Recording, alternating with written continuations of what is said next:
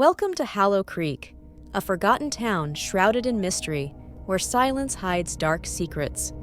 For generations, the people have whispered of a terrifying figure known only as the Harbinger, a man with the head of a goat whose glowing amber eyes pierce through the darkness of the woods. Legends speak of his unnatural power and the terror he brings to those who venture too far into his domain. But tonight, we follow Ethan, a traveler drawn to the town by its eerie myths, daring to uncover the truth behind the terror.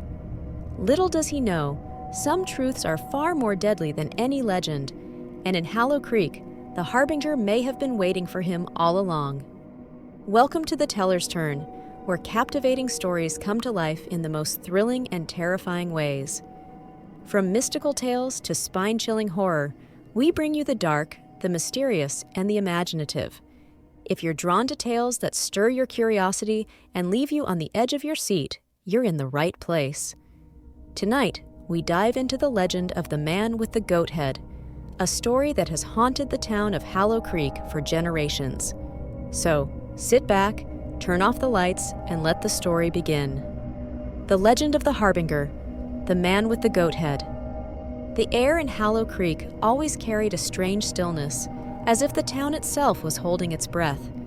It was a place that time seemed to forget, nestled in a forgotten valley, surrounded by dark forests and hills that hid secrets no one dared to unearth. But there was one secret that everyone knew, one that was never spoken aloud, yet weighed heavy on the hearts of the townspeople: the legend of the Harbinger. It was said that a man, though some said he was more than a man, roamed the woods at night. His head, grotesque and unnatural, was that of a goat, large, with twisting horns and eyes that glowed with an unholy amber light.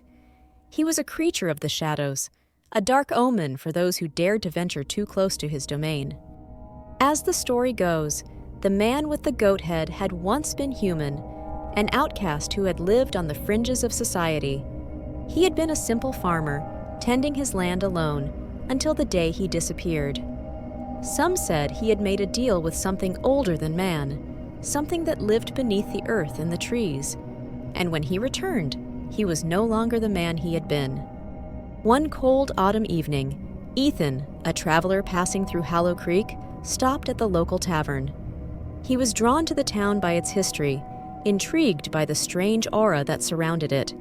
He hadn't planned on staying the night, but as he entered the dimly lit tavern, the warmth and the murmurs of the locals made him rethink his plans. The tavern keeper, an old man named Jed, greeted Ethan with a weary smile. His voice was low and hushed as he served him a drink.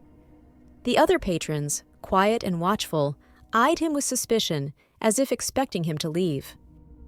"You're not from around here," Jed remarked, his tone heavy with unspoken words. "You should leave before it gets dark. The forest isn't safe after nightfall." Ethan, amused by the warning, chuckled. "What's out there? A ghost story? A bogeyman?" Jed's eyes hardened. He leaned in closer. "It's no story. You've heard of the Harbinger, haven't you? The man with the goat head." Ethan's smile faded slightly. He had heard of the tale, the mysterious figure that haunted the woods. But to him, it was just another myth, a story to frighten children and tourists. "It's just a story, old man. I'm sure it's nothing," Ethan said, dismissing the warning with a wave. "I'll be fine." But Jed's face grew pale. "You don't understand. The last man who went looking for him never came back, and those who encounter him, they don't return the same." The unease in Jed's voice struck a chord deep in Ethan. He had never been one to fear stories, but something about the way Jed spoke made him reconsider. But curiosity gnawed at him, and as the tavern grew emptier and the night darker, Ethan made his decision. The unease in Jed's voice struck a chord deep in Ethan. He had never been one to fear stories, but something about the way Jed spoke made him reconsider. He'd go into the woods. He had to see for himself. The sky had long since turned a deep violet when Ethan set out, armed with only a flashlight and a sense of bravado. The air felt thick with an unnatural chill as he entered the woods. The trees towered above him like ancient sentinels, their branches weaving a canopy that blocked out the stars. As he ventured deeper into the forest, he felt an unsettling sensation that something was watching him, but he brushed it aside as nerves. The path grew thinner, the ground softer. Every step seemed to echo, though there was no breeze to stir the leaves. The deeper he went, the more the silence pressed in on him. Then, faint whispers filled the air, soft, unintelligible murmurs that seemed to surround him from all sides. The hairs on the back of his neck stood on end. He paused, his breath catching. The sound of hooves, slow, deliberate, echoed through the woods. Ethan's pulse quickened. He swung the flashlight around, but there was nothing. Only the trees, the shadows. Still, the whispers grew louder, more insistent, like an unseen presence drawing closer. That's when he saw it. In a small clearing bathed in moonlight, a figure stood. Tall, hunched slightly, cloaked in darkness. Its body was human, but its head, a grotesque, twisted vision of horror, was that of a goat. The creature's eyes gleamed like molten gold, locked onto Ethan with an intensity that made him freeze. The flashlight flickered, casting eerie shadows as Ethan tried to speak, but no words came out. The figure in front of him tilted its head slightly, as if studying him, before it spoke in a low, guttural voice. "Welcome, Ethan."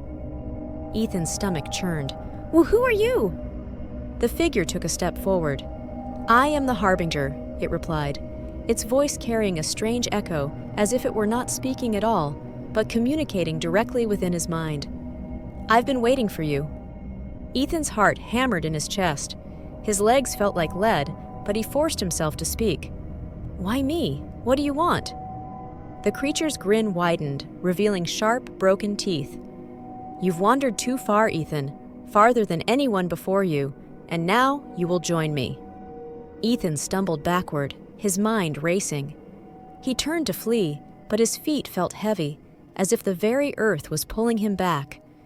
The whispers grew louder, maddening, filling his head with visions, flashes of people long lost, faces twisted in terror, their eyes pleading for release. The creature's voice rang out again, more insistent now. "Stay. Fear is my food, and you, Ethan, are my feast." Ethan's vision blurred. The world spun around him as the ground seemed to rise up, pulling him toward the creature. He felt an unnatural pull, as if something deep within the earth had awakened, calling him. In his final moments of consciousness, Ethan saw the goat-headed figure step closer. Its eyes were now filled with a terrible hunger. And then, everything went dark.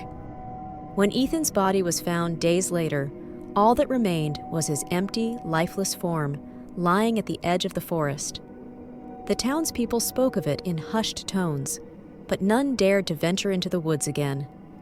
The man with the goat head had claimed another soul. But the whispers still lingered in the air, promising that the Harbinger would never stop. The dark woods, they said, were never truly empty.